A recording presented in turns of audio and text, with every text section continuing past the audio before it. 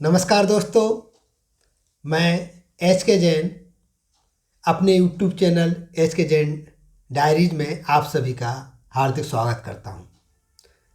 मित्रों, आज की जो कहानी है वह हमें श्री राजीव पांडे, कार्यालय अधीक्षक, जवाहर नवोदय विद्यालय, झालावाड़ के सौजन्य से प्राप्त हुई है। तो सुनिए कहानी। राघव नाम का एक युवक होता है जो कि एक मल्टीनेशनल कंपनी में काम करता है। राघव के घर में उसकी माँ होती है जो कि अक्सर बीमार रहा करती है। राघव जानता था कि माँ की प्रसन्नता उसके स्वास्थ्य को सही रख सकती है, इसलिए राघव अपनी माँ को खुश करने के लिए समय समय पर साड़ी लेकर के आता था, क्योंकि उसको माँ को साड़ियाँ पसंद थी।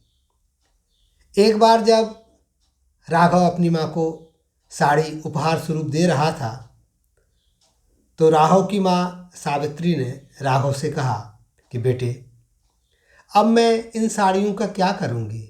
मुझे कहीं जाना तो पड़ता नहीं है, मैं तो अक्सर बीमार रहा करती हूँ। तू साड़ियाँ लाना बंद कर दे और मुझे एक बहू ला करके दे दे। राघव भी जानता था कि माँ जो बीमार रहती हैं उसमें उनकी एक यह चिंता भी है कि मेरा विवाह जल्दी हो जाए। राघव के जीवन में कई रिश्ते आ रहे थे, लेकिन राघव यह चाहता था कि ऐसी लड़की घर में आए जो माँ की देखभाल कर सके, जिसकी पूर्ति अभी तक नहीं हो पा रही थी। राघव की माँ सावित्री राघव से बोली, बेटे, उदयपुर से शर्मा जी की लड़की का शादी का कार्ड आया हुआ है। मैं तो जा नहीं सकती हूँ, उनका फ़ोन भी आया है, इसलिए तू चला जा। और राघव की माँ ने एक अच्छी साड़ी अपने बक्से से निकाली और साथ में 1100 रुपये दिए। जो देवदत्त शर्मा जी थे, जो कि अभी उदयपुर में थे, पहले राघव के पड़ोस में ही भोपाल में रहा करते थे और वो रेलवे में तकनीकी सहायक थे, लेकिन चूँकि उनका स्थानांतरण हो गया था इसलिए अब वो उदयपुर चले गए थे। अपनी माँ की इच्छा के मुताबिक राघव साड़ी और 1100 रुपये के साथ उदयपुर के लिए प्रस्थान करता है। अपना बैग साथ में रखता है और पहुंच जाता है शादी के पंडाल में। वहां जाकर के देखता है कि एक सन्नाटा सा छाया हुआ है। उसकी समझ में नहीं आई कि शादी के पंडाल में ऐसा सन्नाटा क्यों छाया हुआ है। राघव ने मालूम किया तो मालूम पड़ा कि जो लड़के वाले हैं उनको दहेज तो दे दिया गया है, लेकिन वो यह कह रहे हैं कि एक कार और एक सोने की चेन अभी दीजिए, यदि ऐसा नहीं करेंगे तो हम अपने लड़के की शादी आपकी लड़की से नहीं करेंगे। राघव यह सुनकर के बड़ा परेशान हो गया। वो देवदत्त शर्मा जी की लड़की रजनी को व्यक्तिगत रूप से जानता था। राघव की अनुपस्थिति में जो रजनी है वो राघव की माँ की देखभाल किया करती थी, उसके घर पर आना जाना था। तो राघव ये जानता था कि जो रजनी है बहुत अच्छी लड़की है, बहुत अच्छे स्वभाव की लड़की है, और उसके लिए भी इस प्रकार की परेशानी आ रही है। ये जो दहेज के लालची हैं, रिश्ता तोड़ने की बात कह रहे हैं। रजनी के पिताजी ने लड़के वालों से बहुत अनुनय विनय की, लेकिन वो नहीं माने। अंत में थक हार करके रिश्ता टूट गया और लड़के वाले बारात के साथ वापस होने लगे। वहाँ पर बहुत ही बड़ा विचित्र वातावरण नजर आ रहा था। उसी बीच राघव शर्मा जी के पास जाता है और कहता है कि चाचा जी, मेरा आपसे एक निवेदन है कि यदि आप अनुमति दें, यदि आपकी सहमति हो, तो मैं आपकी बेटी रजनी के साथ में विवाह करना चाहता हूँ।